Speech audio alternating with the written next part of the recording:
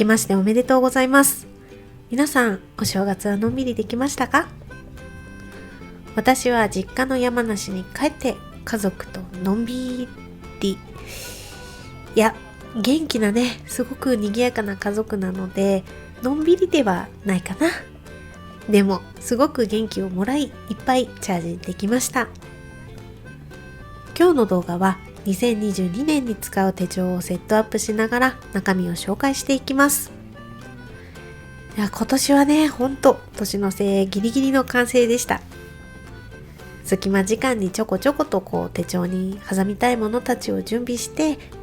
12月30日のライブ配信でセットアップが完了しました。ライブ配信に遊びに来てくださった皆さん、ありがとうございました。ほんと無事2022年スタートが切れてよかったです。ということで、セットアップ動画の更新が年明けとなってしまいましたが、楽しんでいってください。それでは今日も楽しいおうち時間行ってみましょう。まずは仕切りインデックスを作っていきます。使っているのは黒の再圧口色上質紙。完成はがきより少し薄めの厚さになってます。インデックスが折れちゃうの嫌だなーなんていう人は、この私が使っている再圧口のもう一つ上の完成はがきぐらいの厚さの超厚口っていうものがおすすめです。私もね、再圧口がなくなったら超厚口にしようと思ってます。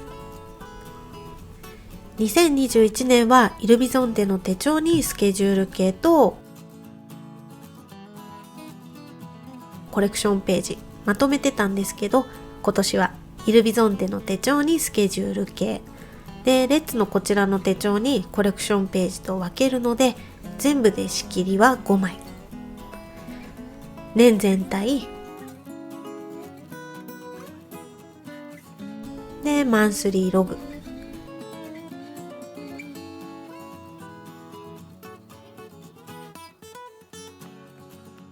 そしてインデックスをつけないコレクションページが1枚と裏表紙を2枚作っていきます。仕切りインデックスはリフィルの大きさにインデックス分を足したサイズでカットします。ちなみに私はインデックスが 7mm にしているのでプラス 7mm。 手帳の仕様によっては横より上のタイプがいいこともあるので注意してください。むしろね、開け閉めの多い横より上にインデックスをつけた方が1年通して折れる心配が少しでも減るかと思います。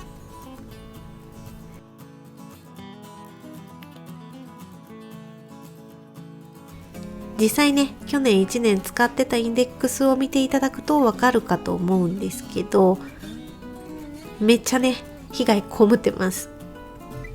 なんですけど、個人的に横付きインデックスが好きなので、今年も横にインデックスをつけていきます。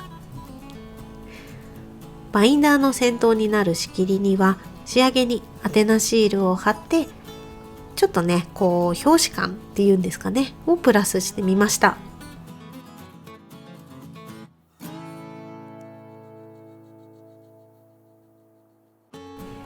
仕上がりはこんな感じ。黒色がね、キュッとね、引き締めてくれてます。レッツさんの手帳も素材が透明なので、この宛名シールがいい感じに表紙感を出してくれてますよね。仕切りができたので、お次はフューチャーログのページ。1年間使い終わった後、保管手帳にしまうとき、何年のものか分かるように中表紙を入れてあります。で、その裏には年間のカレンダー。こちらのカレンダー、無料素材としてネットショップでダウンロードできるので、よかったら使ってみてください。そしてその後ろがインデックスページが来て、で、キーページとフューチャーログ。キーはこの1年でだいぶ使い慣れて覚えたんですけど、記号の意味をまとめたこのページは、なんて言うんでしょうね。ページとして可愛いなって思って今年も作りました。フューチャーログには毎年友達の誕生日を書くようにしています。あとは大きなイベントごとかな。今紹介したこのページたちは私の中で年全体っていうくくりになってます。そしてフューチャーログの後ろには毎年ゴールプランナーを書いてますね。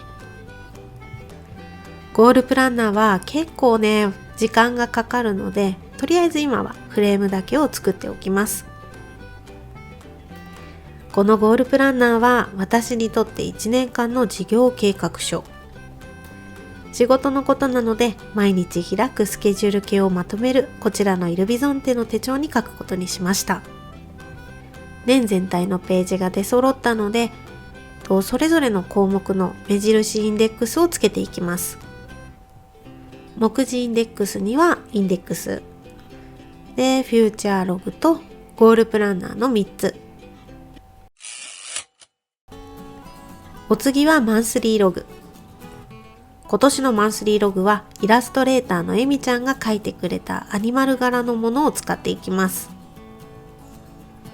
私は1月始まりなんですけど、4月始まりのマンスリーログリフィルの予約販売も開始したので、よかったらショップを覗いてみてください。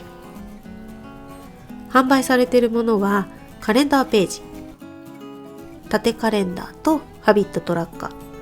で、週間ページとレビューページで、最後にダウンページがついてます。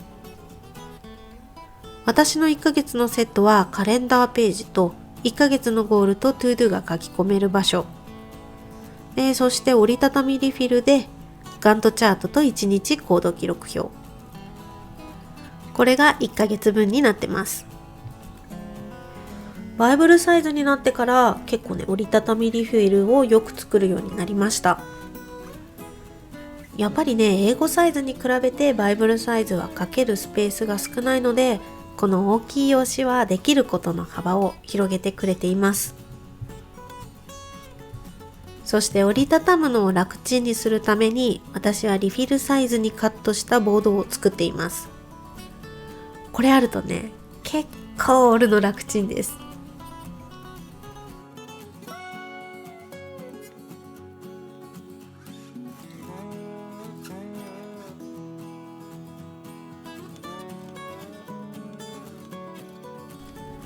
1ヶ月ごとのセットが12ヶ月分できたので、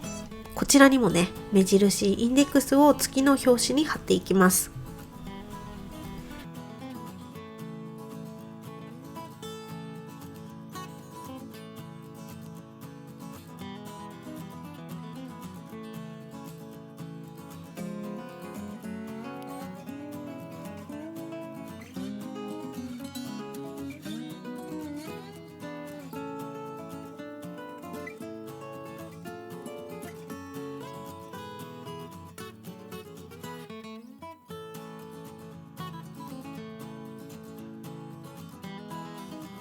上半期と下半期が分かりやすいように1月から6月が連続するように並べて、7月は1月と同じ高さに貼っています。マンスリーログはこれで完成。マンスリーログとフューチャーログが2022年のスケジュール管理系のものなので、イルビゾンテに閉じるものが揃いました。ちょうど2021年のリフィルたちを保管手帳にお引っ越しするタイミングでもあったので、手帳のメンテナンスもしました。またね、別の動画で革手帳のメンテナンス方法は紹介しますね。さあ、2022年もよろしくねっていうことで装着完了。装着ではないか、まあ、いっか。ここからはコレクションページ。2021年はスケジュールもコレクションページも一緒にイルビゾンテの手帳でまとめて楽しんでたんですが、2022年はスケジュール系とコレクションページ系で分けることにしました。毎年コレクションページの一発目は椎茸占いのページ。自分で見やすいように毎回ちょっとパソコンで作り直してます。2022年の上半期、どうやらね、天秤座の私は赤ちゃんになるらしいですよ。どうぞね、よろしくお願いいたします。あとは家計簿とダイエットページをプリントしました。家計簿にはあらかじめ月のスタンプを12ヶ月分押してあります。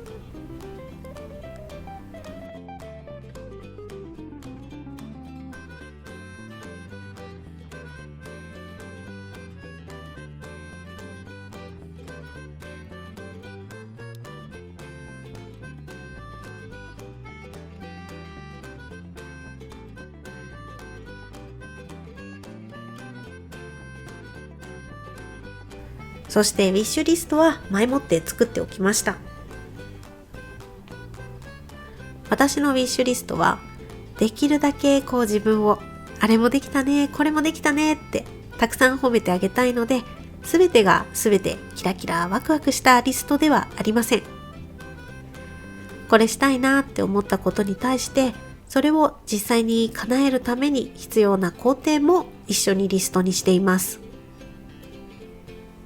以前紹介したウィッシュリストの作り方から今年はさらにレベルアップしました。